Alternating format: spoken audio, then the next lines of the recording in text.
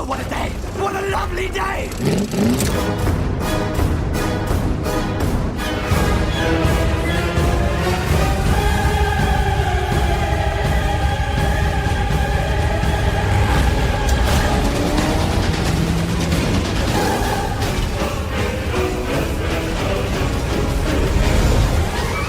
Welcome to the Mad Max Minute Podcast, the daily podcast where we break down Mad Max 1 minute at a time. I'm Rick. And I'm Julia. And today we're talking about minute 65, which begins with Jessie leaving the farmyard, and it ends with motorcycles arriving on the cliff above the beach. Happy Friday, Julia. It's Friday. End of the week.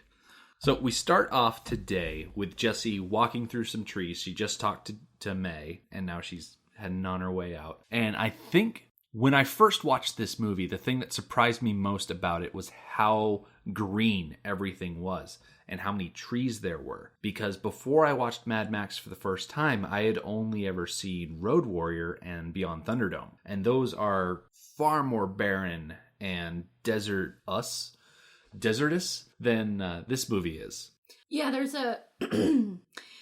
a stereotype, the outback, the desert, the wasteland, if you will, that gets featured prominently in movies. And it's just not the case. Yeah, it's certainly not the case in this area. I jumped on the website for the Australia's Department of the Environment, and they have a ton of information about things called ecoregions, which I had not known about before doing all this research. So an ecoregion contains geographically distinct groups of plants and animals that have evolved in relative isolation, separated by features such as oceans or high mountain ranges. According to the DOE, they have counted 14 that you can find across the globe. 14 distinct ecoregions that exist.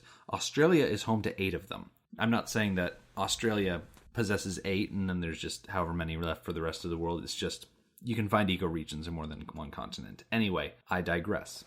So the one that we most commonly associate with Australia is the deserts and xeric shrublands ecoregion, which kind of dominates the center and western part of the continent. But, I mean, there's everything on Australia from Mediterranean forests to temperate grasslands. There's even a tropical and subtropical moist broadleaf forest region kind of along the northeast coast there when you get up towards the Horn. I don't know what they call that spiky peninsula bit on top of Australia. Maybe you nailed it on the head. Maybe they call it the Spiky Peninsula bit. Oh, I sure hope not, because that is a dumb name that I just made up. I'm sure it has a name, like the something peninsula. Yeah. But the area that we're primarily looking at with Mad Max, that kind of Melbourne area, is pretty much dominated by temperate broadleaf and mixed forest region, which pretty much can be found pretty much the entire east coast down to the southeast coast, down to Tasmania. And it looks exactly like we're looking at here. Kind of reminds me of New England, actually. Yeah, you said part of that is mixed. What was the name of it again? Temperate broadleaf and mixed forest. Now, is that two separate or is that one, That's one ecoregion. Okay. Because we have lots of mixed forests. Yeah. And it's cool that as far as the ecoregions are concerned, if you go north of Melbourne, you get into another ecoregion that's temperate grasslands, savannas, and shrublands, which is very much like all of the long road stretches we've seen so far. Covers a lot of that. If you go to the northwest of Melbourne, you see a lot of Mediterranean forests, woodlands, and scrub, that kind of thing, where it's still probably more grown up than regular old grasslands, but it's still like more green. Okay. It's very cool just to see, to get this different view of Australia that we're really gonna lose out on in the movies down the road. Yes. Yeah. And by the time we reach Fury Road, we abandon Australia altogether in favor of Africa. So yeah, we'll get to that when we get to it, certainly. So as Jessie leaves the farmyard, the dog leaves May's side and joins Jessie. Which I'm really glad that they did this because we get a lot of cues from the dog. I really wish the dog had a name. Like in all my notes, it's just dog. But the dog plays, in the next 3 minutes, plays kind of a big part. So I wish that we had a name to call the dog. Do you want to name the dog ourselves? Yes, let's name the dog. Let's see. What would be a good name for a dog that was bought on the side of the road Across the street from a BP oil plant. Benno is taken.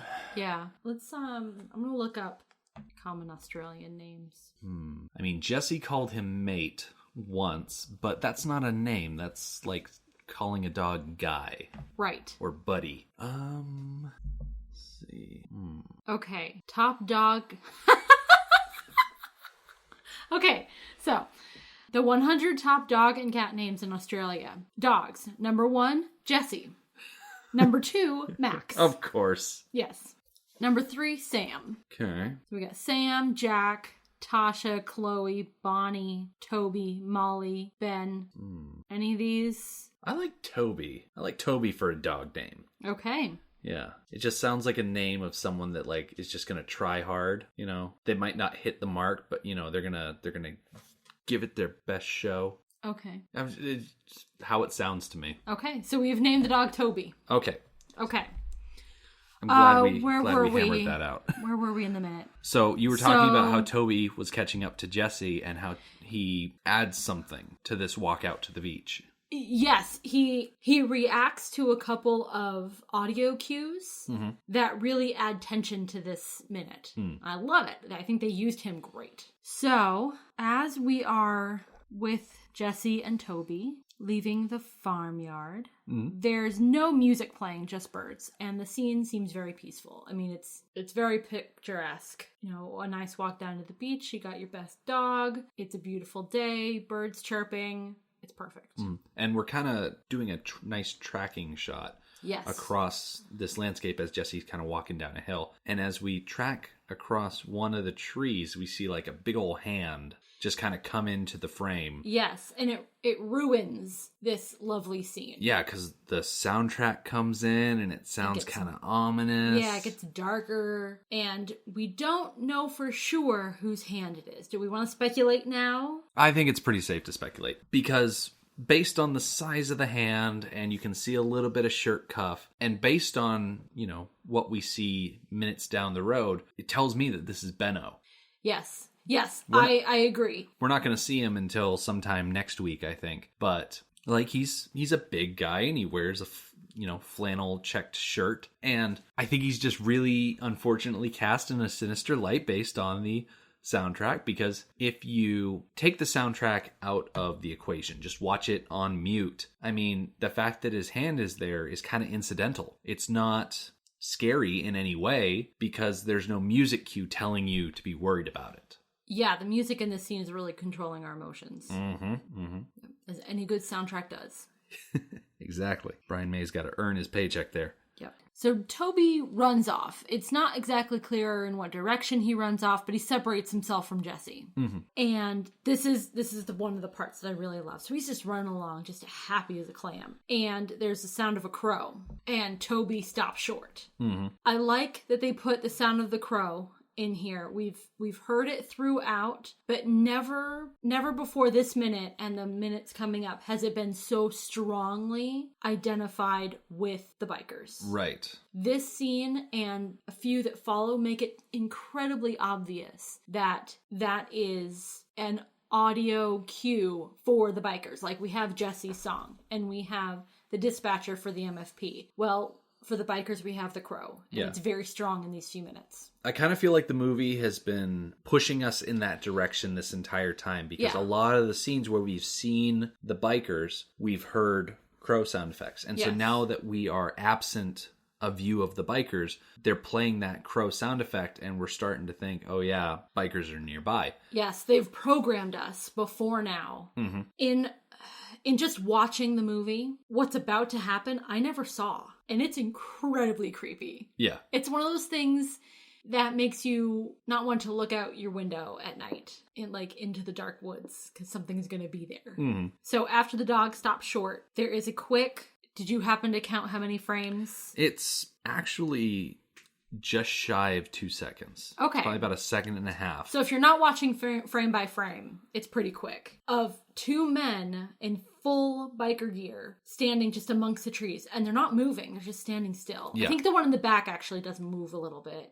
Yeah, but they don't move a lot. Yes, it's extremely creepy. Yeah. And me, without the ability to go frame by frame, I saw 2 men, both in full gear, helmets. I don't think we saw their hands, but I'll bet you they were wearing gloves. One of them in all black head to toe, and one of them in black clothing and a white or silver helmet. Mm-hmm. And I was willing to bet that you were going to get a better look and figure out which bikers they were. Oh yeah, all through this walk to and for the days down the road from the beach, I made sure to be very meticulous about looking at who was where. And, so yeah. That way when we play the little game of guess that biker, I'd have all the right answers. Yes. So the shadowed figures that we see here, the one on the left, you can kind of make out he has a like furry fringe on his shoulder. He's got a black helmet with goggles. Okay. Which is Toe Cutter. Yeah. That's his getup. Yep. And then the one on the left, like you said, dressed all in black with a white helmet. It could also be looked at as kind of like a silvery helmet, where black clothing, silver helmet, that's Bubba. Yes. And it makes sense that they're together. Exactly. They like to hang out together. Yeah, where Toe Cutter goes, Bubba follows. That's just how Bubba does. It's their relationship. And I like that they're not moving all that much, because it's almost like they noticed the dog stop to look. And so they kind of did a freeze. Right. Because after we're looking at them for, like I said, like 2 seconds, not even that long, the dog just kind of runs off again. Yeah, loses interest. Mm-hmm. Yep. If I learned anything from Jurassic Park, it's that if you stay still, they can't see you. You're making a face. I am making a face because all of the... What are they called? Not cryptozoologists. All those people that study... Paleontologists? Is it paleontologist? That studies dinosaurs? Yeah. I know that from Friends. Yeah. So all the paleontologists came out after Jurassic Park and they said, hey, that's not true. Not how it works. Okay, well, in my defense, everything I know about dinosaurs is either from Friends or Jurassic Park. That is... Mm-hmm. Those are 2 very distinct points on a map that could definitely be used to triangulate a point. Okay. I will definitely give you that. But yeah, I think in this point, because, Toby is kind of a puppy, so his attention isn't going to be held razor sharp on what could just be shadows in a tree. Right. And there's enough in those woods, animals running and birds and squirrels. Jessie out there somewhere and squirrels to catch his attention. Yeah. Now, speaking of Jurassic Park, Jessie probably could have done well if instead of picking up a dog on the side of the road, they had picked up like a couple of velociraptors. Well, yeah. Because then the velociraptors would have just eaten the bikers. Okay, if she picked up a velociraptor on the side of the road, she'd still be alive. Well, no, probably not. The velociraptor probably would have eaten her first. Yeah. But then it would have gone after the bikers. I mean, if Jurassic World taught us anything, velociraptors aren't necessarily known for their loyalty. No. They tend to switch allegiances rather quickly in that movie. Rather distressingly. Although Max does strike me as the type of person who can command loyalty. Yeah. He is strong of personality. Yeah. And strong of leadership. I imagine that if you had let's say 3 or 4 velociraptors, color-coded names or whatnot, I feel like Max is definitely like a lone wolf type of guy that they would probably follow just because they recognize that he's an alpha type. Yes. I wouldn't say he's a cultivating, hands-on leader. Like, I don't see Max ever being a toe cutter as far as being able to No, and isn't lead, that, but... it's been a long time since I've seen Road Warrior, but isn't that one of the plot points, is that they want him to stay? Yeah. They recognize him as an alpha, and they want him to stay. Yeah, they recognize his skills and whatnot, and they want to use those skills, but he just wants to leave. But he wants to leave. Yeah. Okay. Not sure where that leaves us, but... How about back at the minute? Yeah. Where were we? Yeah, let's leave the velociraptors and the speculation out and rejoin Jessie just walking through the woods with her giant bag and her umbrella. Yes. So Toby gets back to Jessie, and this whole time the ominous music has continued. When we cut back to Jessie, some lighter notes start coming in. The ominousness isn't gone. It's just that it's mixed in with some lighter, happier music. Yeah, and it definitely starts to overpower the ominous stuff because as she's walking towards the camera, the next cut that we get is, sitting at the beach. Yes. And she kind of runs into the water. And the music fades out, and it's just her and the water. I think seagulls. Yeah. Yeah. And oh, that water. It is still winter here in New England. Mm-hmm. It is a painfully long winter this year. So this scene of her running into the water just made me ache for the beach. Mm-hmm. And especially, I've wanted to go on like a blue water vacation like my entire life. Yeah. That's my favorite thing in the world is blue water, clear blue water. And I just love it. Yeah, it's a pretty nice spot. So this beach specifically is Red Bluff, which is located immediately north of Black Rock. And that's information that I pulled from MadMaxMovies.com. They gave the location. And they gave me a specific location on a map, and I was able to look it up on Google Maps. Mm-hmm.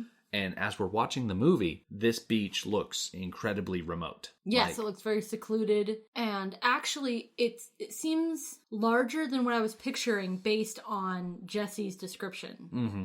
Like, I don't recall exactly how she put it to Max. She said May told her about a swimming spot down past the woods. Yeah, May told her about the little beach down by the trees. Yes, this seems like much bigger than a little beach. Yeah. Much bigger than I was picturing. Mm-hmm. Especially because it's got that big rocky outcropping on one side. Yes. Yeah, it's not a small beach in reality. And like I said, it looks remote. It looks like there's not a lot out there. Yes. But if you look at the satellite image like I do, because that's what I do, you've pretty much got the beach, you've got the cliff, there's kind of a path and a parking area, and then there's a beach road that kind of goes up. It's kind of a large, it's kind of a Route 1 type of situation. Oh, okay. Where it's the main avenue there. But right on the other side of that road, literally, depending on how strong your arm is, a stone's throw from the beach is just tons of houses. Okay. Big old developed area. There's golf courses and country clubs and just tons of stuff. Nice area. A very nice area. Okay. What is kind of nice about the area, though, is it's only about a half an hour south of the center of Melbourne. Oh, okay. Yeah. And I don't know why I picture everything being north of Melbourne. Yeah.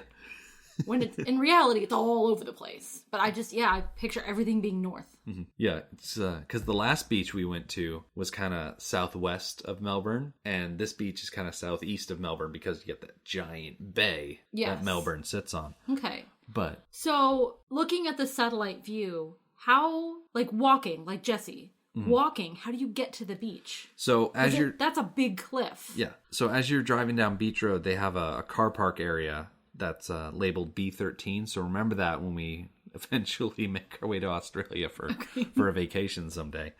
We'll take Beach Road down to car park B13, and then you take a quick little path from the car park over to the kind of outlook area. And then I couldn't see very specifically how you get down to the beach. Yeah. But there's a lot of stuff along there if it's just a staircase? That should let you down there. Yeah, because that's something I remember when my family went on vacation to Prince Edward Island. We rented a house on the beach. We had to go down this cliff, which provided its own adventure, but there was a big, long, rickety staircase heading down the cliff. Yeah, I can see how that might be a little harrowing at times. Yes. Yeah, the house also came with a little, oh goodness, what's the name? A silverfish? Like a little sailboat for two. Aren't they called sunfish? Sunfish. Yeah, there you sunfish. go. I remember sailing one of those at Boy Scout camp. Yeah, it was a little boat for two. So my dad, who is a sailor, both, submarines and sailboats, so sailor in every sense, took my sister out, who was early 20s at the time. I was early 20s too. And so we had to lower the boat on a rope down the cliff. And it was an adventure. Okay.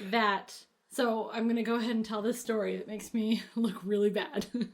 My parents are going to kick out of this. So I think underneath the boat, kind of guiding it. I think my dad was at the top with the rope taking the weight. Well, as I'm guiding it, something spilled on my leg, something warm and gross. It was warm water spilled on my leg. And I just thought it was some water trapped in the bottom of the boat that had sloshed out. Yeah, like bilge water or something. Yes. So I was like, ew, gross. Anyways, we finished. They went sailing. Yeah. It was a plug. A plug had popped out. And some bilge water had spilled out on my leg. And so my dad and my sister go sailing out on St. Lawrence Bay, I believe it is. Okay. Out by East Point, Prince Edward Island. And my mom and I are sitting on the beach, and they're not coming back, and not coming back, and not coming back. And it's been a while. And we have binoculars, and eventually we see like a convergence of some boats and like the Canadian version of the Coast Guard. And then one of the boats comes near to shore, and oh no. First thing that happens is my sister comes walking up the beach like dead tired. She's an excellent swimmer. And if I remember correctly, she had swum for shore and had made it. I mean, they weren't that far out. Yeah. So she was really tired and she had walked up the beach. And then the Coast Guard boat brought my dad back to shore. And I think, they had towed the sailboat that was completely full of water. Oh my gosh. Yes. Did you ever find the plug? Yes, it was on the cliff. Oh my gosh. So my dad and my sister almost drowned when their sailboat went down, and it was all my fault. Although you could probably say it's more likely that your dad almost drowned. Like, your sister got to shore just fine. Yeah, my sister's an excellent swimmer. Yeah. So, apparently, the Red Bluff Lookout is part of Sandringham Beach Park, which it looks like you want to go up to a little side road called Bay Trail Road, and that brings you down to Edward St. Beach, which kind of gives you access to that big long stretch. Okay. But it definitely looked like there was more to that area. There was more beach to that area than just that little crescent. Yeah. That there was more on either side. It was just, we were going for this little crescent. Yeah, so Red Bluff is the name of that giant thing of rock. Okay. That juts out onto the beach. It looks like if you park where I said in parking area B13, there's a pathway that goes down to Half Moon Beach, which is just south of the bluff. What's cool about Half Moon Bay, Half Moon Beach, that you can walk down to, is that you can see there's a historic shipwreck just out the water there. Probably easier to see from Black Rock Wharf proper, because there's a whole lot more parking there. I wonder, is it close enough in that you can just take some like simple snorkel gear and head out there and see some cool stuff? I'm not sure. It's the historic shipwreck protected zone of the HMVS Cerberus. Oh, you might not be allowed in there if it's protected. Yeah. It doesn't say on Google Maps if you can just swim out there. It's a restricted area for swimming in boats, small beach, fish and chip shop next to the beach. Someone rated the beach 5 stars. So. Oh, okay. Apparently you could swim out to it in the 80s, but probably not so much anymore. Upped the protection. Yeah. Okay.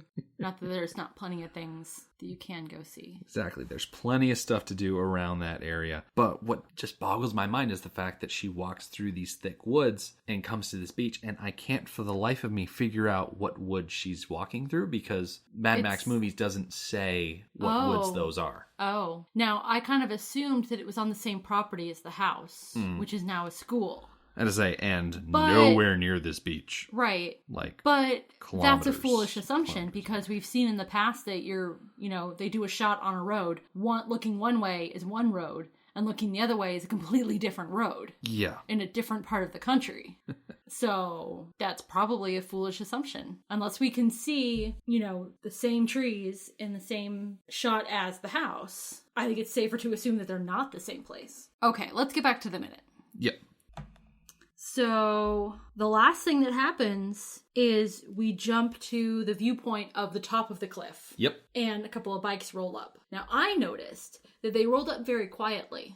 Yeah, they do have their motors on. It's not like they cut their motors and coasted in. But It's not like they're revving. Exactly. So, okay. So they probably... Because I did wonder if they cut their engines completely and just rolled in on, momentum. Yeah, not from what I heard. Okay. But they definitely weren't trying to make themselves out to be heard. Okay. Because I figured from down at the bottom on the beach, if there were revving engines up on top, the sound would carry. Yeah. But where they're just kind of idling as they coast in, probably a lot easier to show up unannounced. Yes. Now, I was looking at these bikes, and they don't look like any of the bikes that the lieutenants ride. Okay. So I'm kind of thinking that these are two of the... Kawasaki's. Yeah, just based on the front fairings, they're different. Okay. So I think these are probably a couple of the unnamed gang members. Probably just posting up there to keep watch on the beach. Yes, because they're committed to an all-day affair, which we'll get into more next Monday. So it would make sense that they have people spread out so they can know what's going on and, send a runner over to tell Toe Cutter that, all right, she's leaving and stuff like that. Yeah, I'm sure they got some sort of complicated signal plan going on here. Yes. So the absolute last thing we see, and this is only the last second of the movie, is Jessie kind of walking out of the water after swimming for a while. So we have that to look forward to on Monday. Brings us to the end of the minute for today. So this airs the very end of April, beginning of May. I think May is the month where we finish recording. Yeah, because we have less than 30 episodes left. We have 28 episodes left as of episode 65. Yeah, so. Although only 20 episodes air a month, so it's going to spill into June a little. Yeah, so. Maybe by like a week or something. So I know we like to keep up the charade that we are recording these every day and releasing them every day. But the truth be told, we record these way ahead of time. So by the time these episodes are airing, we are pretty much going to be almost done. We're going to finish regular recording, jump into hiatus recording. And so I think... I'm really looking forward to hiatus recording. Yeah, I think it's going to be a lot of fun. It's getting into crunch time as far as us having to finally settle on what we're going to talk about. Yes. So that'll be fun for us. Fun for me editing those final episodes. I'm very interested to see what we end up doing. Yes. For sure. Because we've got 3 episodes of credits. The week before we do credits, we got some special guests line up.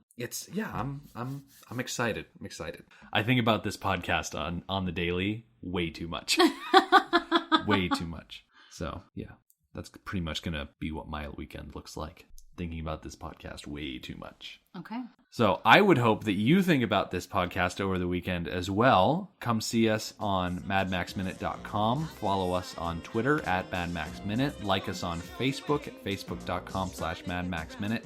And after you like us, head over to our listeners page. Search for Mad Max Minute Beyond Microphone. Thank you for joining us for Mad Max Minute number 65. Have a great weekend. Motorbikes and leather men, take me to the edge of the dream. Hold on tight.